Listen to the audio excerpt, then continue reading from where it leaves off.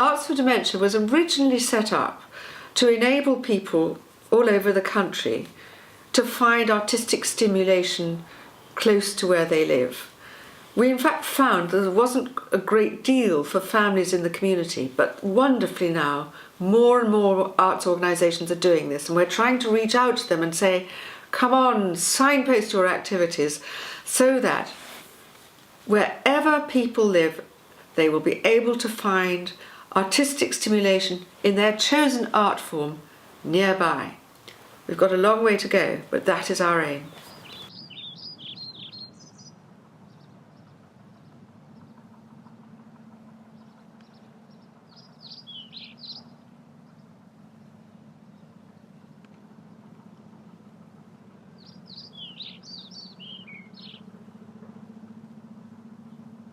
This formula, which Veronica has developed, was super for us because we got to participate actively in the arts, in drawing, in singing, didn't we? In dancing, in poetry, composition, wonderful things. We had drama at Leighton House. Now, Leighton House in itself is an exciting place to go into. You walk in, you see this Arab hall full of the most exotic tiles. I think there's a peacock. You go upstairs, the whole sense of excitement to go to the President of the Royal Academy's studio, creating scenarios. It is tremendous fun. The very first one we did, that was what was so striking, was that when, you know, Carol and I were sort of struggling with our little scenario. I thought it's just not coming together, and I was trying to, you know, I'm more used to doing that type of thing, but for my mother and Carol, they were completely out of their comfort zones. Then suddenly at the end, were pure magic. You know, when my mother and Bill, they just suddenly spontaneously did that little dance. The National Portrait Gallery, through portraiture itself, is so good because you're looking at eyes. Eye contact is always so vital. One of the subjects that we looked at that particular session with A4D at National Portrait Gallery was Edoardo Paolozzi. There are a range of exercises you can do, so doing a quick outline of a face is is a dynamic exercise, and then you can have more studied practice, or use white chalk on blue. You can use felt tip pens, you can use all sorts of aspects.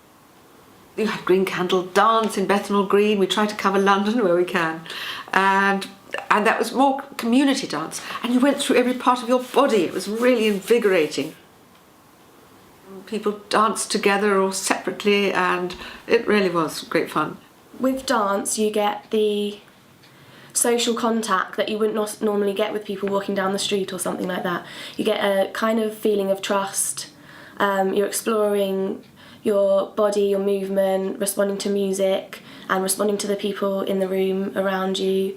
And you see some really touching relationships emerging, not just with their family member or carer that's at the workshop with them, but with other people in the group, and kind of teamwork aspects as well within that. Yeah, remember the dance when we danced around? Oh, that's right, pranced. Pranced. It was a very nice man I danced with. Bill. Yeah. So, yeah. I think I kissed him.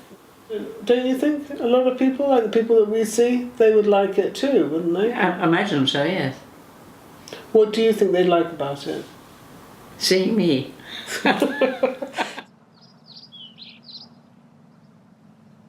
One of our joys each year is to be offered 4 trips on the Angel Community Canal boat. We actually had opera on the Angel Community Canal boat, and this was tremendous, whether we were going down in a lock or up, or better still, in the tunnel. In the tunnel you could either do singing exercises in the dark. When you heard the opera singer herself luxuriating in the resonance and the gentle engine tone as the canal boat went by, everybody was completely absorbed by the music. It was a sensational experience. And the feel-good factor, when you've completed one of those sessions, you notice the humour is and the energy is very much higher in the room. So I take notes during the training for a number of reasons. And then when we reflect on that, we can see what works well. It feeds into our best practice, we call it, or practice of arts for dementia. And then we can bring that to our training. It's dementia awareness training for arts facilitators and arts organisations across the country, and we can use our experiences to discuss what might be the best way for them to deliver arts activities for people with dementia. So the carer or the accompanying person is in the same level as they are, and so they get involved equally with doing something together, which I think is very important. It's a dynamic situation, but it's also a safe situation. Well, I love company, so that's the main thing why I go, and obviously I enjoy it. What I would like to see is that, particularly on initial diagnosis, that on that very first day when such diagnosis is delivered, that this is delivered along with it. That, well, here's what you can do, as a first step for people who are right at the start of their journey. There's probably a little more available at the end, but right at the beginning, on day one, I feel this should be introduced, because I spent 2 years or more looking for something like this. And it has been a wonderful haven for us, because with dementia, particularly in the beginning, parts of it is very isolating. A, the diagnosis, B, the coming to terms and adjusting to it in its various progressive stages. And this was a wonderful window where the sunshine came in and we were able to step out and join other people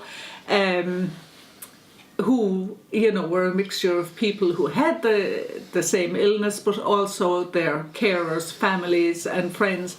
The actual knock-on effect, the effect on us directly was both physical, mental and emotional, and always for the better. You came out of it uplifted, connected, and often having pushed the boundary and discovered something new.